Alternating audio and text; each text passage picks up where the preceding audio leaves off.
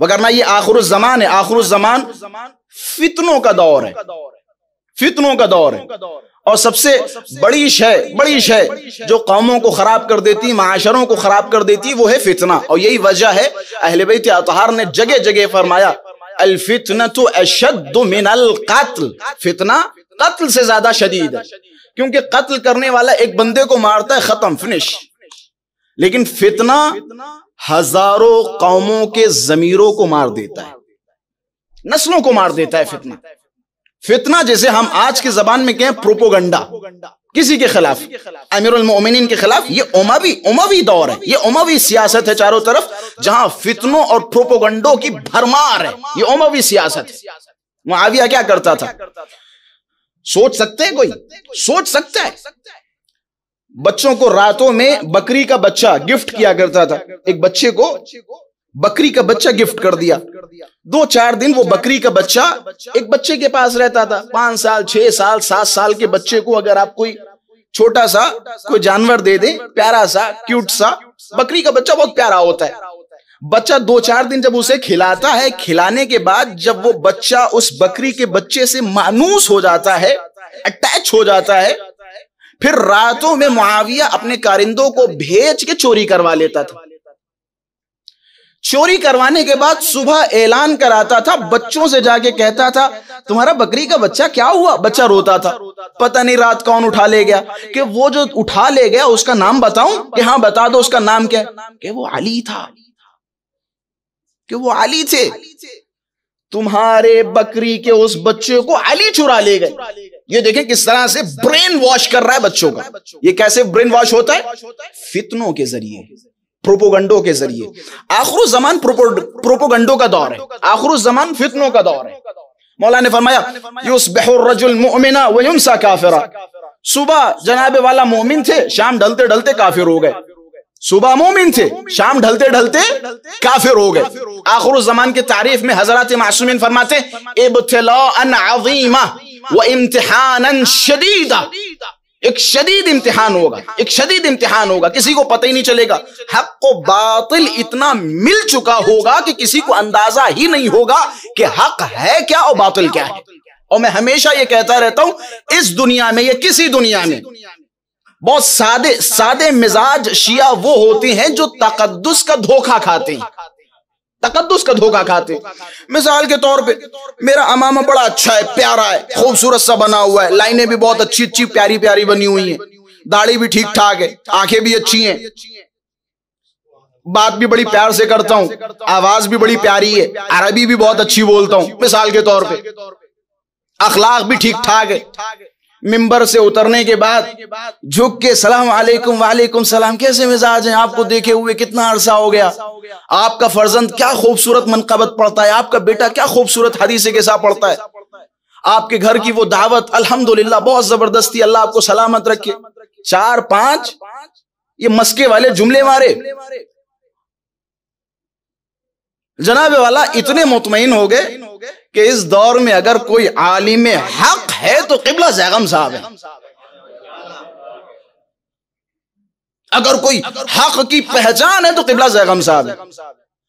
हक की पहचान सिर्फ 14 है। किसी ऐगम ज़ैगम की कोई औकात नहीं, कोई हैसियत नहीं। और मैं हमेशा कहता हूं ये एहतराम, उलमा का एहतराम ज़ाती नहीं है, अरवी है, अरवी, समझ रहे? अरवी, ज़ाती नहीं। ज़ाती एहतराम किसी का नहीं है, अरवी एहतराम है। ज़ाती एहतराम सिर्फ 14 का है, अरवी एहतराम है। अरवी यानी क्या? अरवी यानी आज आप इस ज़ैगम के सामने झुक रहे हैं, हाथ मिला रहे हैं, पेशानी पे बोसे दे रहे हैं, हाथ चूम रहे हैं। जब मैं पैदा हुआ था तब भी मेरा एहतराम वही था जो आज है। हाँ भाई, भावनगर वालों तक बात पहुंच रही है। अरवी जाती एहतराम,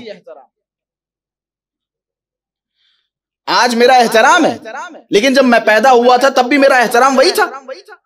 नहीं, छोटा था, लड़ता था, कजन के साथ मस्तियां करता था, कुश्तियां होती थी, कबड्डियां होती थी, मारपीट होती थी, डंडे इस्तेमाल होते थे, गालम गलौजे होती थी बचपन में।